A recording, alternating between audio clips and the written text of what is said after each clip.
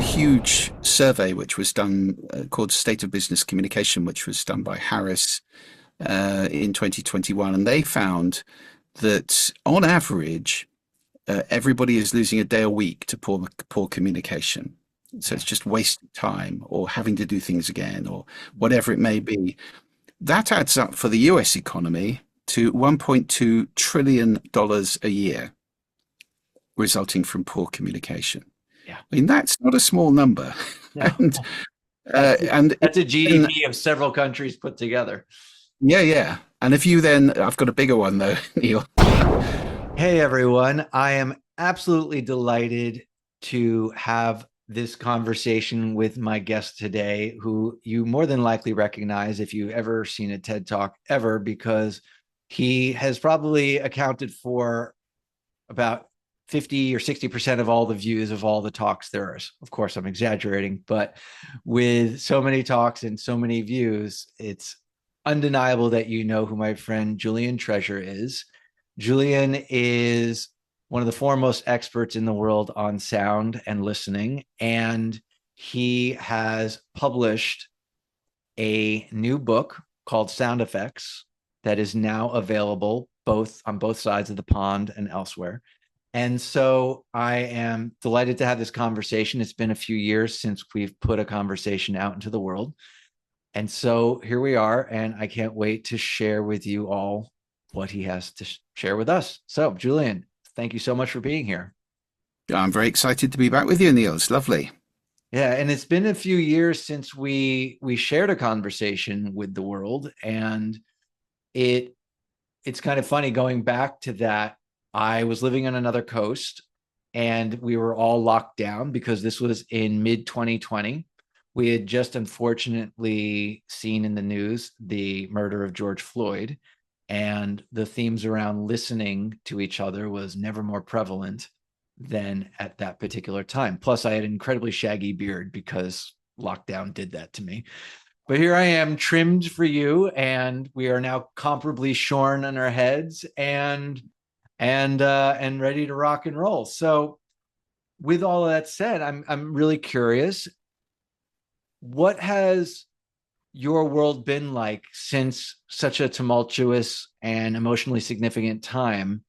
In that, if at all, how did these last few years, from going from lockdown till now in 2025, how did that impact or inspire this new book, Sound Effects, and how it came to be in our world? I think a lot of good things arise out of difficulties. It's, the old phoenix metaphor. And certainly the last few years were not easy. Lockdown had a big effect on all of us socially, of course, but that wasn't a big thing for me, actually, because I live in Orkney. It's an archipelago off the north coast of Scotland. It's very remote. Right. We didn't even see a single case of COVID for quite a long time. Wow. And, we got locked down eventually, but it's not very densely populated here, and it didn't make a huge difference to us. It's not like being locked in an apartment in a city or something. It wasn't that so much. It was the impact of COVID on the business I was running then, which was the sound agency, an audio branding company, which I'd been running for 20 years, because we had just developed a new product called Moodsonic, which is biophilic generative soundscapes for offices or workspaces. Yes. Biophilic means nature-based, and generative means it's not a recording, it's created live by a computer based on probabilities and so forth. So it emulates the way natural sound works, doesn't repeat itself and so forth. And this was built on technology I had developed over years at the sound agency. I brought in a guy called Evan Benway to run that, and we just launched it when COVID hit. And the effect was that all the clients of the sound agency, who were big shopping malls, paying us to create lovely sound in them, and so they all shut. Right. And they all cancelled everything. So the revenue of the sound agency reduced by about 80% overnight. Yeah. And we were then in the position with a lovely new product, with no capital to put behind it. And the result of that eventually was that MoodSonic went off as a startup, which is what it really needed to be positioned as, and is now doing very well in the world. Evan and his team are doing a great job. They've got clients like Microsoft and all sorts of big companies that are working with Steelcase and people like that. It's very exciting, and I think they're going to do a lot to transform the acoustic or auditory landscape of millions of people working in open plan offices for the good, because that sound, it not only masks unwanted conversation, but it's also health giving. We know that from research now. So MoodSonic left, and I was left with the rump of a company which had been badly damaged by COVID. And then, we had clients, unfortunately, in the Middle East who ended up just not paying us huge sums of money. So eventually, I had to stop it. Mm. And so that was 20 years of hard work, which kind of was vaporized by COVID, really. Yeah. What to do? Hey, but how about writing a book? So that really kind of gave rise to the time I had to write the book, because it's not trivial. It took me over a year to write the book. I mean, getting on for 2 actually, and I had the time to do it.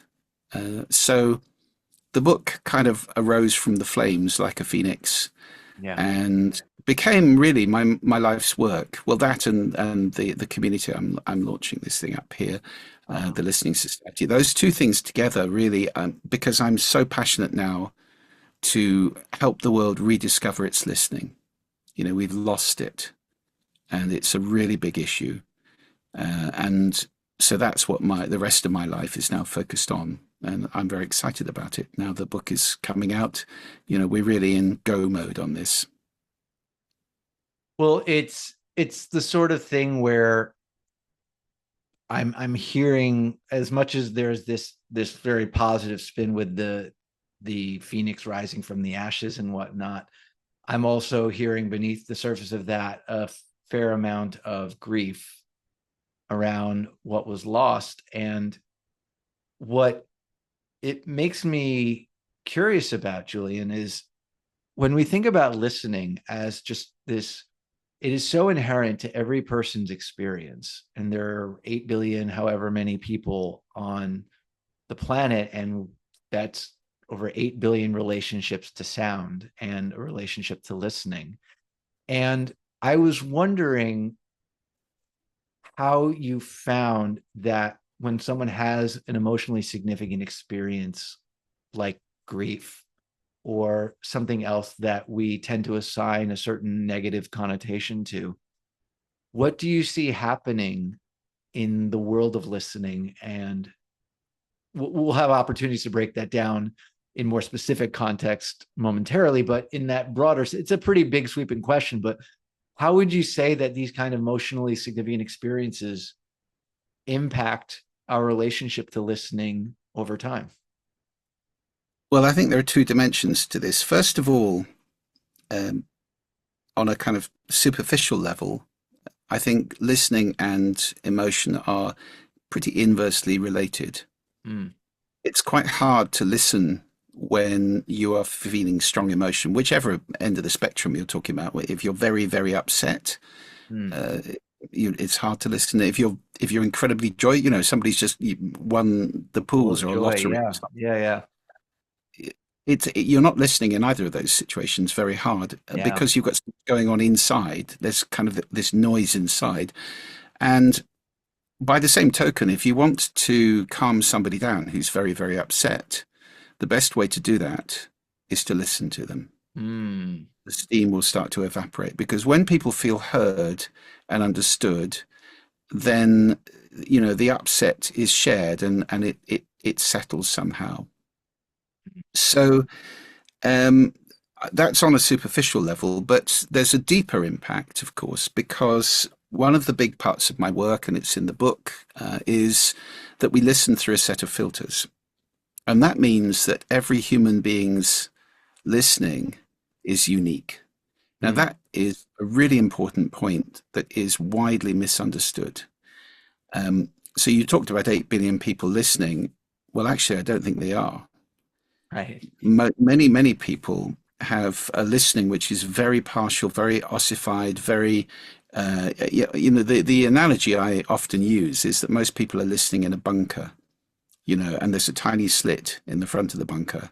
And Hmm. the bunker is made of all of these filters that you've accumulated over the years, the culture you're born into, the language you learn to speak, Hmm. the values, attitudes, and beliefs that you pick up along the way from parents, role models, friends, whoever, the intentions you might have in any given situation, the expectations you have in general or specifically, your emotions, as we just said, Hmm. and possibly assumptions about what's going on in other people's heads, which can be enormously powerful in driving the way you listen to people.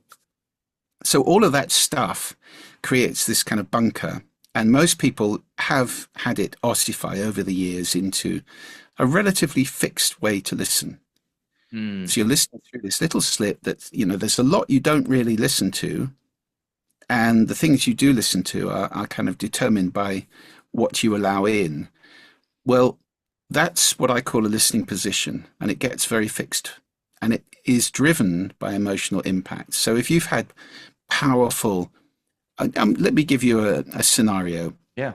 So you got a hotel and there's a bell person at the door, and the first person comes in and the bell person says, "Can I help you with your bags?" And the person says, "No, thank you. I'm perfectly capable of looking after my own bags. Thank you very much." Because that person has had some damage in their past, and they have an assumption that most people think they're weak or stupid or not very capable. Yeah. And therefore, an offer of help to carry a bag is seen as an insult. And the response is a kind of aggressive denial. Right. Second person comes in who's had a very different life and generally thinks most people are kind and pleasant. The bell person says the same thing. "Can I help you with the bag?" "Oh, yeah, thank you very much."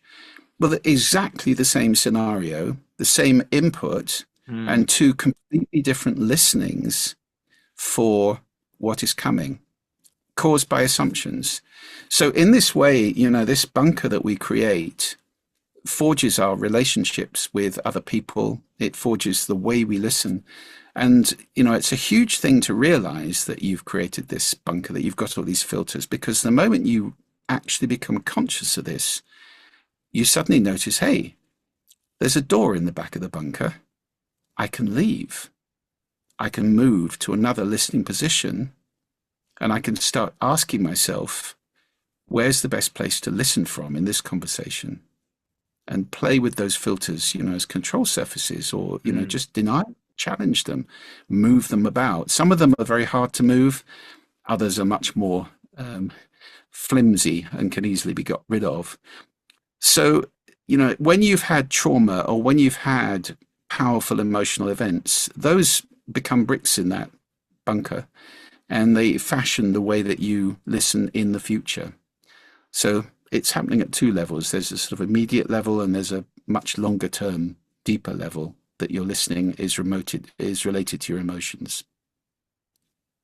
And it's interesting because I wouldn't have even gone down that second below the surface path in my own thinking around that. And I very much appreciate the the sensitivity to that. What you're describing there, like with the scenario in the hotel, it winds up being a the listening that takes place is a more precise aspect of how everything ultimately is, how we perceive things, and what we hear. Like two people could hear the exact same thing and assign a completely different meaning to it, and it winds up being almost like this kind of Buddhist emptiness concept. Like everything is empty. It's just what we color it with our perception that gives it the meaning that it has for us. Well, completely. I mean, my definition of listening is making meaning from sound. Yeah. So, Yeah. we select certain things to pay attention to, and then we interpret them. We make them mean something, which is all based on experience. And of course, This is perception. This is all it is. You know, we never have the territory. It's always the map. We never have the meal. It's always the menu. You know, it's all going on inside our heads. So we don't experience the real world. We experience the Yeah. bits of it that we choose to interpret and we choose to perceive. And that's all mental. So yes, listening is absolutely a very, very important part of that process. But I would argue, and this is really the reason for the book and the reason for the Listening Society, I would Yeah. argue that we're losing it. There are a lot of reasons for that we can explore, but listening is in decline, and it has been for some time. Hmm. Once upon a time, it was critical for your survival and mine that we listened all the time. You know, 50,000 years ago, if you were going into a cave, maybe we didn't have fire then. I can't remember when fire was invented, but you know, Yeah. if you're going into a cave, even with a little torch, you better be listening because there could be a bear or a tiger or something in there, and you don't want to share it with that. So, you know, the fact that we can hear what's behind us and we can hear in the dark, those two facts make hearing our primary warning sense and listening a critical way of ensuring survival, just in the same way as every vertebrate does on this planet.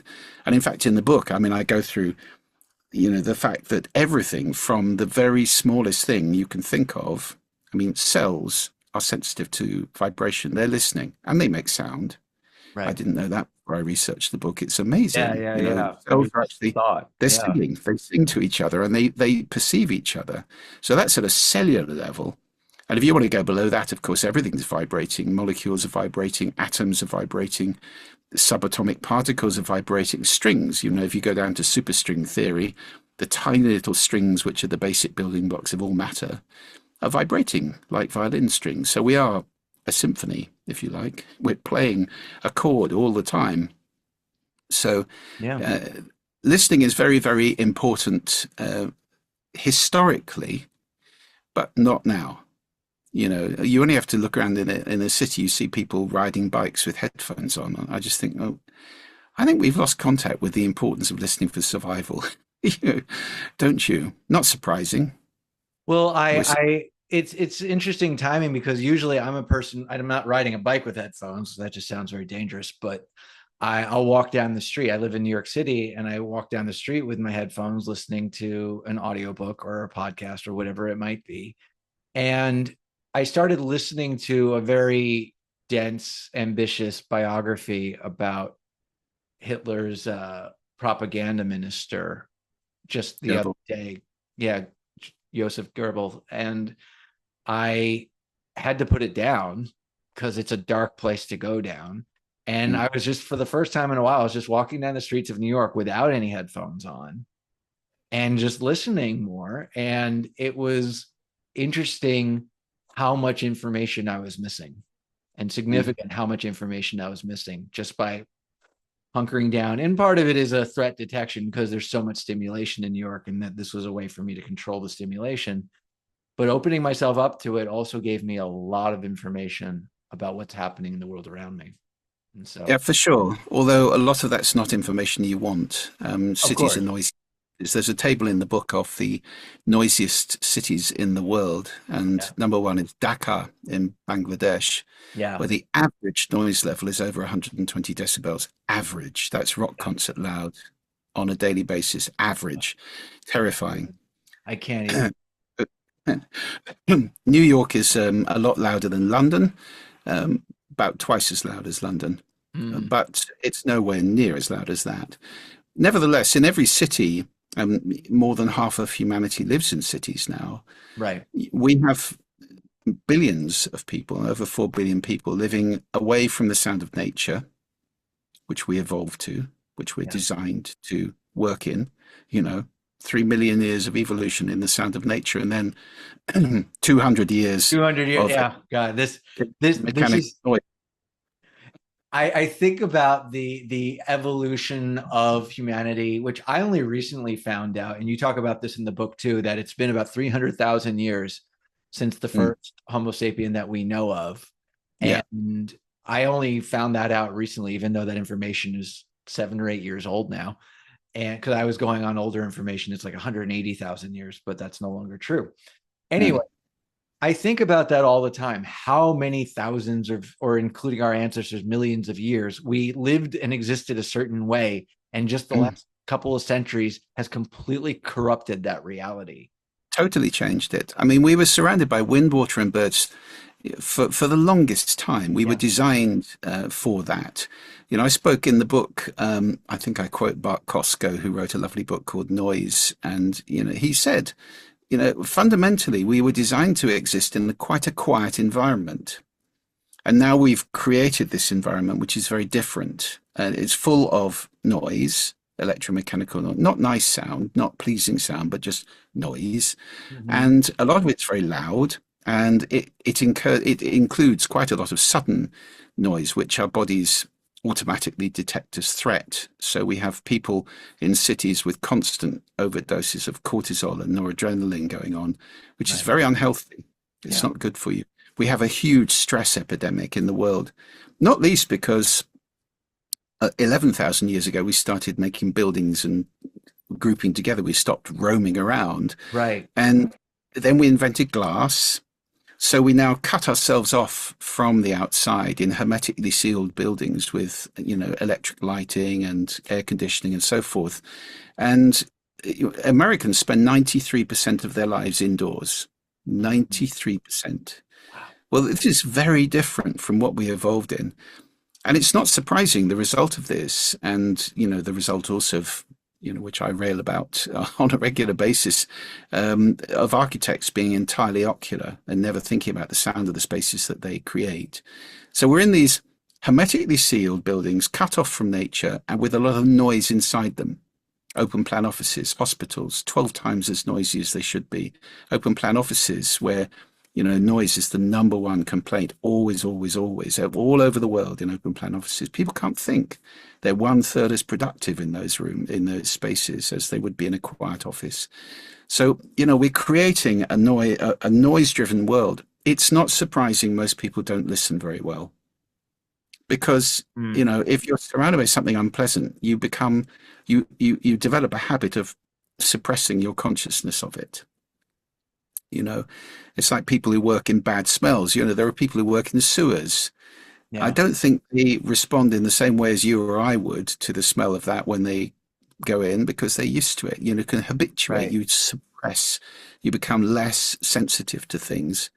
And we've done that with noise. So that's a big reason why most people don't listen very well because there's not much to listen to in a lot of spaces. But it affects our relationships, because listening is the foundation of all human relationships. And, we go numb, we stop listening.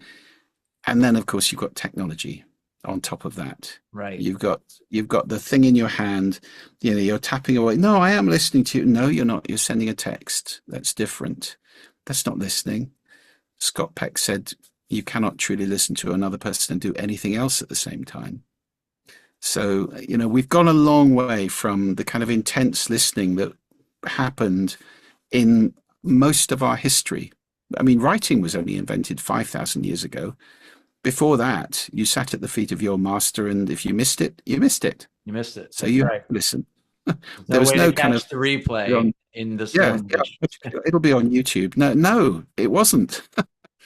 You had to listen. Will this be recorded? Nope, you're gonna miss it. Exactly. It's funny to think of the way like our technology has, like even in my lifetime, I'm 48 now, so I'm not a digital native, but in that short span of time, we went from moving away from phones to having these kinds of video conferencing conversations. And we went from not having any sort of recording devices. Like I remember a time pre VCRs, and we watched Wizard of Oz once a year when it showed up on network TV with commercials, and et cetera. It's at Sesame Street at a Christmas special every year. That was it. And we were completely on demand now. And so many different factors are, as you've been saying, are going to impact our capacity to listen to another person, to our surroundings, whatever it might be. You were talking a little bit about business, and that's something I'm curious to hear a bit more about, is listening in the larger context of business and how you've seen things shift and what some of the symptoms might be in the nature of how things have changed. Can you speak a little more about that? Yeah, for sure. Well, most managers and most leaders acknowledge that listening is very important, but the numbers are very, very concerning on this. Um, there's a huge survey which was done called State of Business Communication, which was done by Harris in 2021, and they found that on average, everybody is losing a day a week to poor communication. So Yeah. it's just wasting time or having to do things again or whatever it may be. That adds up for the US economy to $1.2 trillion a year, resulting from poor communication. Yeah. I mean, that's not a small number. No. and That's and that's a then, GDP of several countries put together. yeah, yeah. And if you then, I've got a bigger one though, Neil. Oh If boy. you then cut the cost of disengagement, now, listening creates engagement. Yeah. And there's lots of evidence about good listeners, good listening leaders really create engagement in their teams, and the inverse happens as well. So leaders who don't listen very well create disengaged teams. The cost of disengagement is $8.8 trillion a year in America. Now that is absolutely astronomical. Yeah. And you could factor in also the cost of noise to economies. I mean, in America, again, you're talking about trillions of dollars of the cost of noise in healthcare because of people who are stressed, depressed, increased risk of heart attack, stroke, all sorts of um, uh, ailments, from mental health ailments to physical ailments. There are just a huge panoply of things which come about because of the noise. Mhm. So you've got the two things going on. The noise is creating this ill health, and the lack of listening. We don't teach children how to listen. You know, we teach them how to read and write, but not how to Right. speak and listen. This is mad. We only invented writing, as I said, 5,000 years ago, and before that Yeah. we had to listen. But now listening is kind of it's confused with hearing. It's considered to be a kind of capability which everybody does. And this is what I'm trying to challenge in the Sure. world. Everybody doesn't listen. We Yeah. hear. Uh, 1 in 4 people have got hearing loss, actually, which is another major issue. Lots of it for Right. teenagers is due to headphone abuse. But Headphones. Yeah. let's not go there for now. But we hear what's going on. We do not listen. Most of us are not listening. Most of us are now in this kind of partial listening mode where we're sleepwalking through our lives and not conscious of the sound around us or the impact it's having Mm. on us, which is substantial constantly. So, as I've just said, the costs to business are absolutely ginormous. And the costs, of course, in terms of our relationships, our families. And what's the biggest complaint in relationships? You're not listening. You never listen to me. Yeah. The costs of dislocation, of the whole thing of a family sitting around a table, all looking at their hands. Nobody's speaking to anybody's there. All checking Facebook or something to see if anybody's tagged them in something or whatever it might be. Right. Right. Right. Right. This disconnection is enormous that's going on in the world, and it's getting worse. You can see it in polarization in politics, Yeah. and it's now unthinkable for a politician to agree with an opponent. You'd probably get Right. banned for doing some way. It Yeah. used to be possible, but it's not anymore because everything's now so. It's this fiction of a zero sum game. I'm right, you're wrong. That's it. Well, no. Two people can have different opinions and both be right because they have different perspectives, different listening positions, different everything, different values, attitudes, beliefs, histories, and so forth. And if we could only get back to that, and the way we get back to that is by listening from compassion and seeking to understand other people. And we have to do that for democracy. Otherwise, democracy is in big trouble, I think. Well, it certainly is evident that democracy is more vulnerable now than it might have been not too long ago. And I suppose my question for you, because of the size of the issue and the extent of it, do you have a sense? Let's talk about business now, and maybe we can talk a little bit about home life a little bit more. You mentioned sitting around the table. I'd like to hear a bit about that too. But a manager thinking, let's think about this in terms of what it costs businesses for the poor communication and the disengagement. What is, with the larger directive of maybe listening more, is it a matter of like a manager creating space for their direct reports just to check in with them and ask them about their experience? Or do you think there's something a little more tactical or precise than that? Well, yes, listening is a skill, so we need to train. We need to have managers training on listening so that they do it well. So yes, of course, it's face-to-face time is important, giving people the space to share whatever's going on for them, their problems, their feelings, their suggestions, are Yeah. quite apart from anything else. I mean, one of the other big damages of not listening is lost innovation Yeah. because you don't hear the great ideas that people have got. And there are just many examples of that. So yes, creating space like that, formal space to listen, tools and techniques inside of companies, but it's more than that. There's a lot more layers to this. I mean, how does the culture support listening? Is it a culture that supports listening? Can people challenge the culture? You know, is there a lot of, oh, we don't do that kind of thing around? That's not how we do things around here.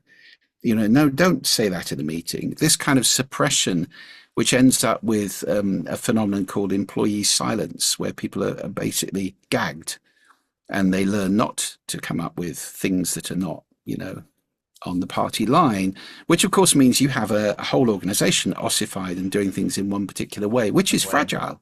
Yeah. It's fragile because if things change, you're not going to respond very well. And I think one of the biggest things about listening in business is a welcoming challenge, which is so difficult and yet so important. You know, actually being open to hear the bad news. I think Margaret Thatcher had a strength with this. She would always say, "Tell me the bad news," because she wanted to know everything. If you're running a business, you don't know everything. You can't possibly know everything that's going on. But if you're a ferocious kind of dragon of a leader who's known for shooting the messenger and, you know, shouts a lot when things aren't what you want to hear, Yeah. what will happen is that people will stop telling you the bad news because they don't want to get attacked like Right. that or sacked. They don't want to be the messenger of that. Yeah. And they'll start making up good news. And I saw that happen in an agency that I was involved in, and the end result of that was it had to restate its accounts for 3 years because the manager, the guy in charge, was so ferocious that people had been pretending they hadn't lost business when they had, and pretending they'd won business when they hadn't. So the whole thing was a fiction created by his ferocious personality.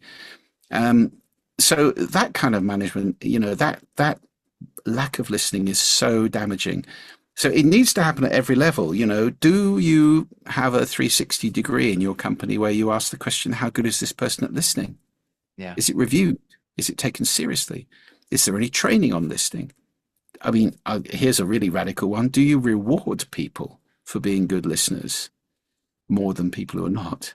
So, there are a lot of aspects to creating a listening organization. It's non-trivial. It's not just an email next week that says, next week, we're going to be a listening organization. No, that doesn't work.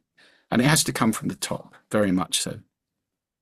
Just having this vision, Julian, of like an office having an award for like the golden ears, and somebody gets to have this golden ears award in their office for the year because they won last year's listening award, kind of What a thing. brilliant idea. Yeah. Brilliant. Yeah, Yeah. that should Yeah. happen somewhere. Maybe there is somebody who's doing that. I have not come across it. But, secret listening places or places people can put anonymous suggestions, comments, complaints, just being open, really letting it come and taking it seriously. Because it's just the same as in a relationship. If you have two people who really aren't saying something that's going on, you end up with a load of kind of passive aggressive or locked in behaviors which are based on resentment Hmm. or fear, or all sorts of negative emotions. Yeah. And you and I can both think of companies, I'm sure, that we've been in where that's the case, where that's all what's going. Oh, no, no, we don't talk about that. No, no. All that kind of stuff. That's not effective. Would you say that there's a significant shift in how we could affect or improve our listening in the context of home? It's like one thing to say, well, we have business over here and home over here, but we're still people regardless of the situation. I was, Yeah. you said you had the image of people sitting around the dinner table with their devices. And even though this was before smartphones and whatnot, I grew up in a house where there was a lot of fighting, and we had the game show Jeopardy on over dinner every night. And it was just on instead of ever talking. And as an adult today, I was like, it would have been such a different childhood if my parents just said, high, low. What was your high point of your day? What was your low point? And just invited that and invited and listening and whatnot. So Yeah. does the conversation change significantly when it comes to listening at home as opposed to business, or is it similar but just of a different flavor? I think we're in a different listening position Mm, when we're at home. One of the scales of listening positions I talk about is from critical to empathic, yeah. which, I mean, it's not necessarily a scale, but it's quite easy to see them as two ends of a spectrum. Critical listening being much more business oriented. What's in this for me? Where's the value in this? Is that useful? Do I agree with this? That kind of quite judgmental, well, not judgmental, but selective listening, if you like, which is designed to pull out the useful bits and discard the rest. Well, do you want to listen to that like that when you go home? I don't think so. You want to be in empathic listening, which is listening with your heart. Yeah. So eyes, ears, and heart, and open to the other person and seeking to feel their feelings, to understand them, to empathize with them. And so, yeah, I think it's the same thing, listening, but you can listen from different places and achieve different results. Nevertheless, even at work, if you're operating critical listening at work, it's very important to leave the other person feeling heard, understood, and valued, Right. not dismissed. So, if you're overriding people and just dismissing them with, oh, okay, no, I get that, thanks. Okay, that's dismissive, and it tends to upset people. And that's where you start to get a sort of festering disengagement going on, which of course results in high staff turnover and low productivity Right. and All all the all the sorts of. metrics, the scary metrics you were just talking about. Right. Absolutely. So, yeah, we have to make people feel valued as Yeah. valued team members. Uh, and it's the same at home, but different listening position, I think. Well, it's interesting because you've spoken to me about this, and you also mentioned this in the book about how many more views your talk on speaking so others will listen got as opposed to the talks you have on how to listen. Yeah. And it Yeah. really speaks to how much people want to be heard and understood. Mm.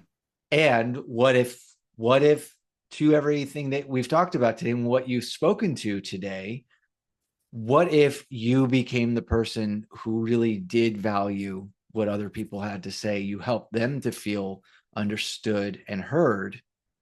And what kind of world could you create around yourself if that was how you hung your hat every day? It's like, this is what you did. And because, yeah, everyone wants to be heard and understood. But if you become the person who hears them and understands them, how much richer will that connection become? Very much so. I think that listening is the foundation of all our relationships. This is what the kind of flip that happened to me some years ago when I understood, I was doing audio branding work for big companies, and Yeah. I was just kept thinking, why don't they listen? Why are they not paying any attention? We were asking the question, how does your brand sound? Yeah. And many companies still don't think about that at all. They're completely visual in the Yeah. way they do marketing or branding or whatever it might be. Customer service, they've got terrible phone systems which piss you and me off royally. Press one for this, press two for that, on and on I and can't on. even with that. Yeah. Your wait time is going to be 25 minutes to speak to someone. Oh, really? And all of that kind of stuff. That's because they're not listening. because they don't understand that the experience we have through our ears goes very deep, very fast. So, I was thinking about this, and I couldn't understand. And then I thought, the reason that these companies are not listening is because they're full of people who are not listening. This is a personal thing. If you put a whole bunch of people who don't listen into an organization, you get an organization that doesn't listen, doesn't think about sound. So then that kind of changed my mission.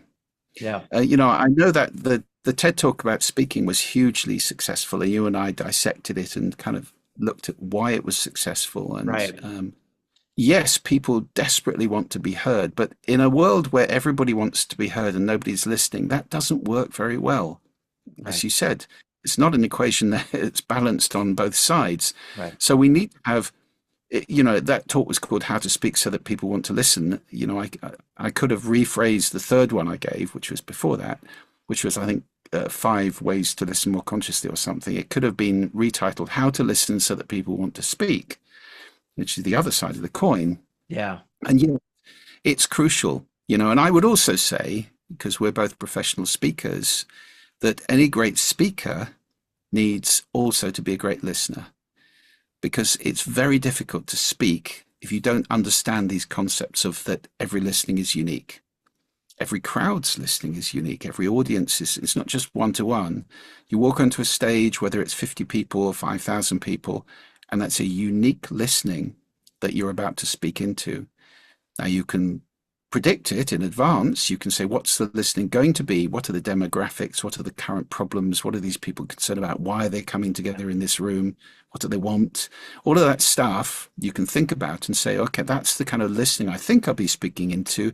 You walk on stage and you have to be sensitive, because it might be that the person who was on stage before you has really pissed them off, or been Yeah. utterly brilliant and they're still laughing because it was Right. so funny, or whatever. So you and I know, as professional speakers, you always want to be watching the person before you so that you get the room. You have to know, you read and that's the old way of saying this, you read the room. Well, I would say you say, what's the listening I'm speaking into? And it changes over time.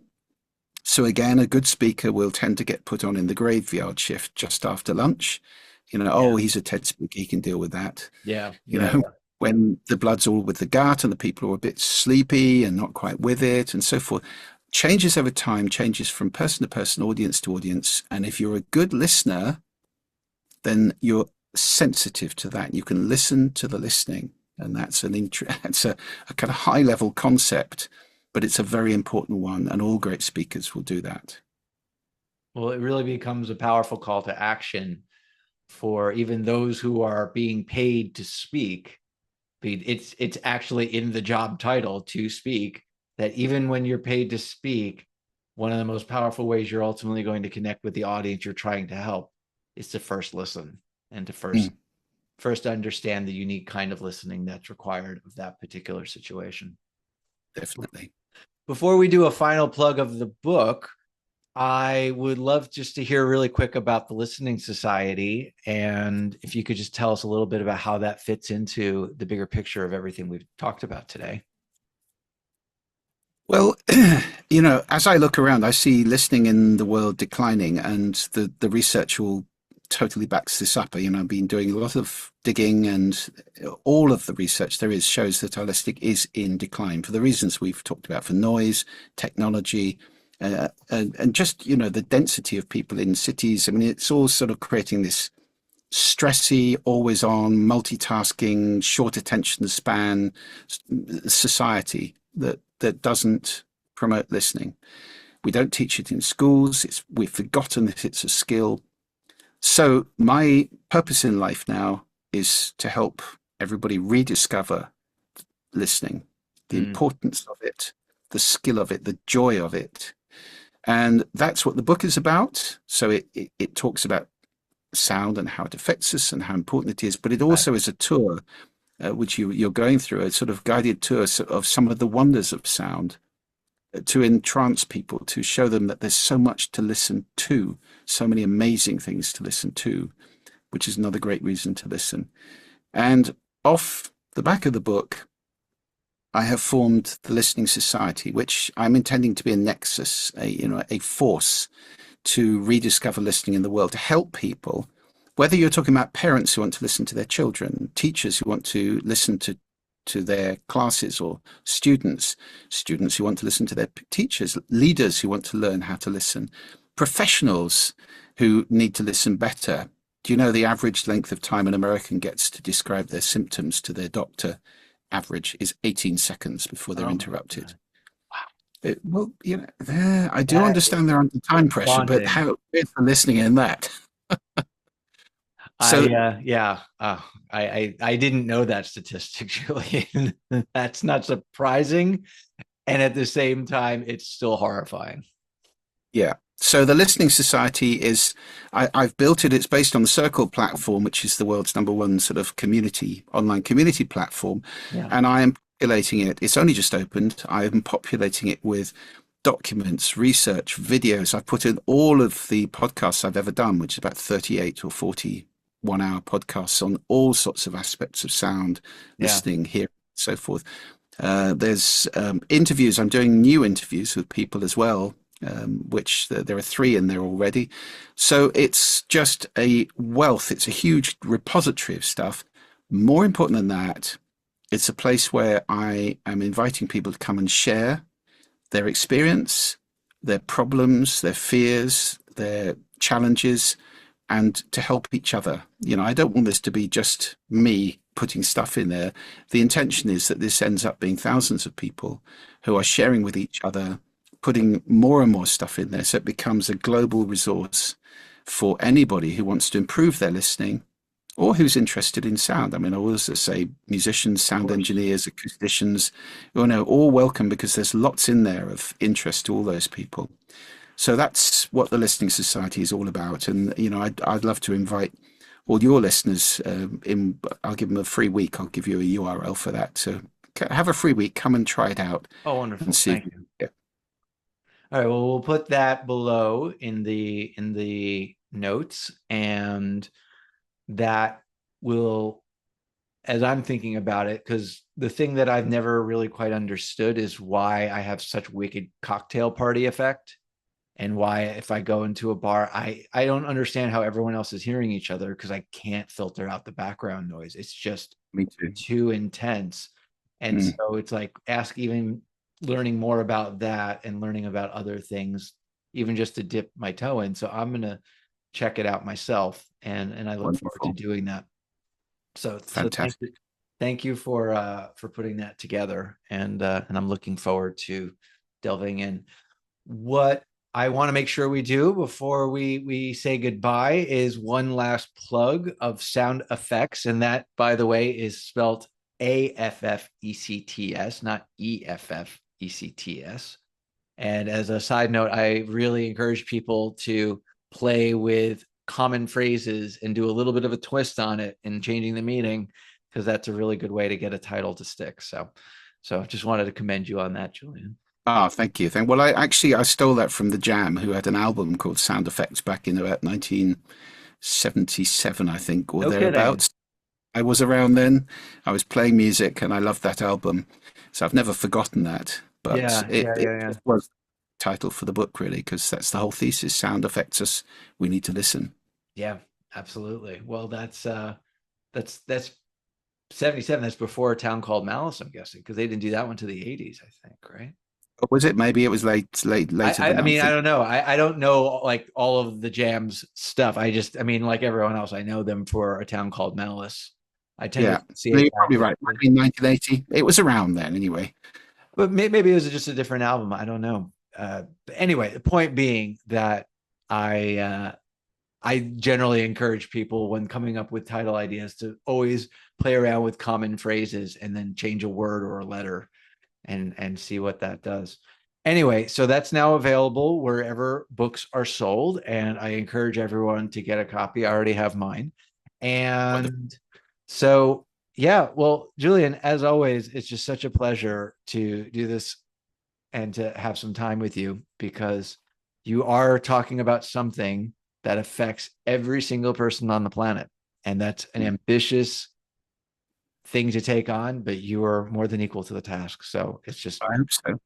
delightful Hope to be able to hear from you a bit about this. Thank you, Neil. It's been lots of fun, and I really enjoyed talking to you again. So I hope that your listeners got lots out of this. I'm sure they will. And I look forward to trading notes with people on the other side of that.